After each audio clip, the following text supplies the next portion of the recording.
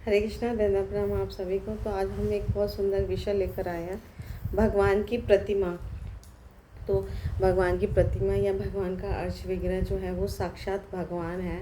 तो हम क्योंकि अभी इस भौतिक जगत में हैं, इस भौतिक जगत में बद्ध अवस्था में है, तो अभी हम भगवान की सेवा जो है प्रत्यक्ष रूप से, अगर हमारा हृदय में ये भावना है कि हम भगवान की सेवा अर्चना करना चाहते हैं, तो उनका अर्श विग्रह जो रूप है, या अगर हमारी शुरुआत है भक्ति में, तो हम भगवान का फ़ोटो रख सकते हैं। किसी भी चित्र जो मंदिरों में पूजित होता है, उनके उन विग्रहों का चित्र को भी हम मंदिर में रखे हैं। श्री श्री गौर निताई, श्री श्री कृष्ण, श्री श्री राधा श्याम सुंदर, या कोई भी आपके प्रिय चित्र को हम मंदिर में रख के उनकी सेवा पूजा करेंगे, तो वो हमारी सेवा जो है वो भगवान तक पहुंचती है। क्योंकि भगवान की सेवा का ये एक माध्यम बताया गया है भागवतम में। तो 8 तत्वों से भगवान का प्रतिमा बनाई जाती है। जल द्वारा, अग्नि द्वारा, भूमि, बालू, धातु द्वारा, पत्थर द्वारा, और मन में। तो ये भगवान के अर्श विग्रह जो हैं वो प्रतिमा रूप में जब स्थापित हो जाते हैं, यानी उन्हें प्राण प्रतिष्ठा हो जाती है, तो वो हमारी सेवा पूजा स्वीकार करते हैं। जिस भाव से हम जो अर्पित करते हैं वो भाव स्वीकार करते हैं। और भगवान कृष्ण जो हैं वो अपने भक्तों से आदान प्रदान भी करते हैं। तो अनेकों कथाएँ मिलती हैं हमारे शास्त्रों में, कैसे भगवान भक्तों के, है ना, ऋणी हो जाते हैं, या भक्तों से प्रेम के संबंध में बंध जाते हैं। तो श्री चैतन्य चरितामृत में भी बहुत सुंदर एक श्लोक आया है, प्रतिमा नाही तुम्हें साक्षात ब्रजेंद्र नंदन। तुम ये अर्श विग्रह के रूप में जो हमारे घरों में हो, मंदिर में हो, ये प्रतिमा नहीं है, तुम साक्षात ब्रजेंद्र नंदन हो। तो इसका उदाहरण मिलते हैं, कैसे वृंदावन में अनेक गोस्वामी हुए, जिनके अर्श विग्रह उनसे बात करते थे, उनके संग रहते थे, उनके चढ़ाए गए प्रसाद को खाते थे, है ना, उनके साथ आदान प्रदान करते थे। तो एक बहुत सुंदर कथा आती है साक्षी गोपाल की। तो एक ब्राह्मण थे, तो युवक ब्राह्मण थे, तो उन वृंदावन में गोपाल जी रहा करते थे, उनका नाम सिर्फ गोपाल था। तो गोपाल की वो सेवा पूजा करते थे। तो एक वृद्ध ब्राह्मण आए वृंदावन में, और उनकी इच्छा थी कि मैं पूरे वृंदावन का भ्रमण करूं। तो युवक ब्राह्मण से जब उनका संपर्क हुआ, तो युवक ब्राह्मण ने उनकी बहुत सहायता की, और पूरे वृंदावन के सुंदर सुंदर लीला स्थलों के दर्शन कराए, महिमाएँ बताई, है ना, और गोपाल मंदिर में आके वो रहने लगे। तो जब समय बीता, तो वृद्ध ब्राह्मण उनसे इतने ज़्यादा इम्प्रेस हुए कि उन्होंने कहा कि मैं अपनी बेटी का विवाह तुमसे करूँगा, तुम कितने योग्य हो।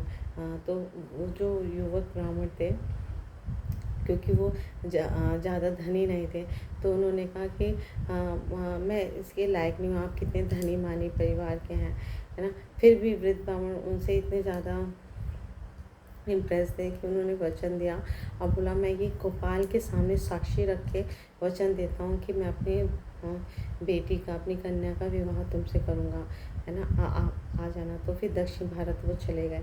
तो थोड़े समय बाद, क्योंकि वो युवक ब्राह्मण गोपाल जी के बहुत सुंदर भक्त थे, तो उन्होंने सोचा कि अब वृद्ध ब्राह्मण ने मुझे बुलाया है तो मुझे जाना चाहिए। तो जैसे ही वो गाँव में उस राज्य में पहुँचते हैं, दक्षिण भारत के उस राज्य में, तो वृद्ध ब्राह्मण के घर में, परिवार में, उनके बहुत सारे 3-4 पुत्र होते हैं, पुत्री एक ही होती है सबसे छोटी, और धर्म पत्नी। तो वो जब अपनी बात बताते हैं, वृंदावन की सारी बात, और उस युवक की भी बात बताते हैं, तो सब क्रोधित हो जाते हैं, क्योंकि सब कर्मकांडी ब्राह्मण थे, कोई भक्त नहीं था। तो सब के सब कहते हैं कि आपने हमारे बगैर एक गरीब ब्राह्मण से हमारी बहन का रिश्ता कैसे कर दिया।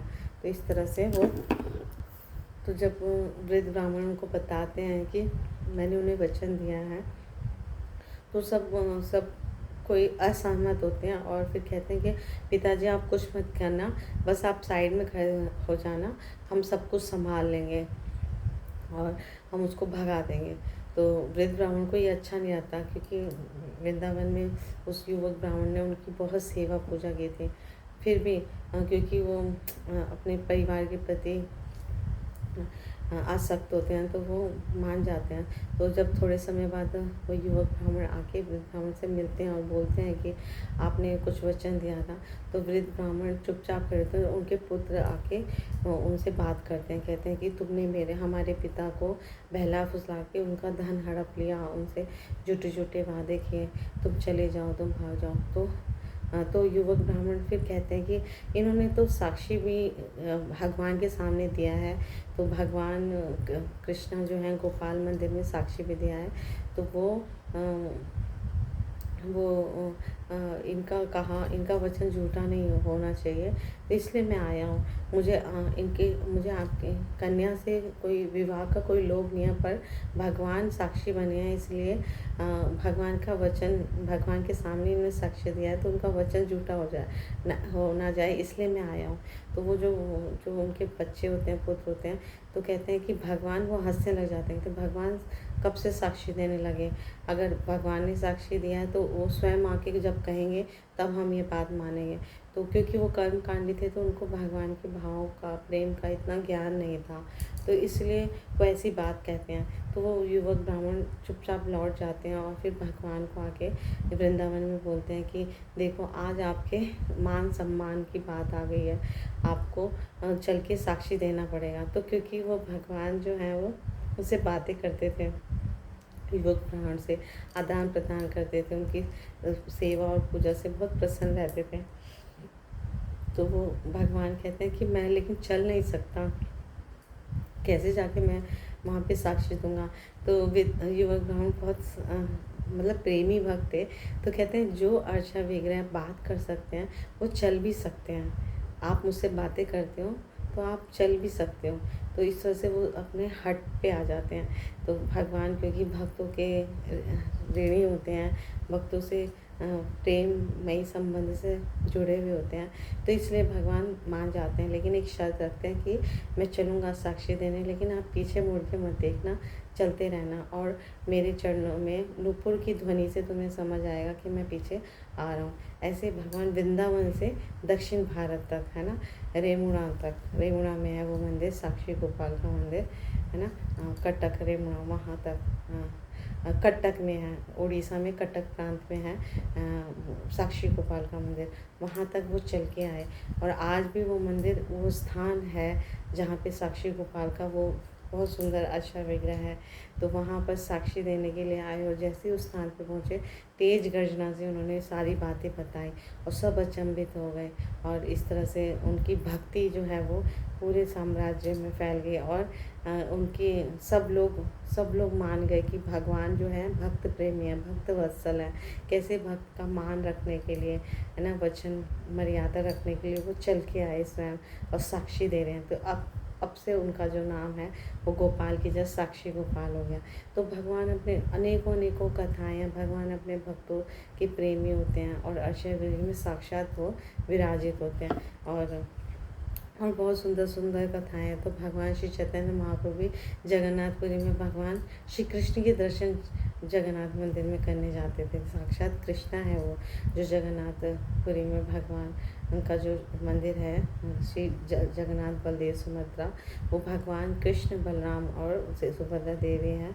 तो उनको देखने जाते थे और बोलते थे कि क्रमे क्रमे से ही भक्त हई भी उत्तम।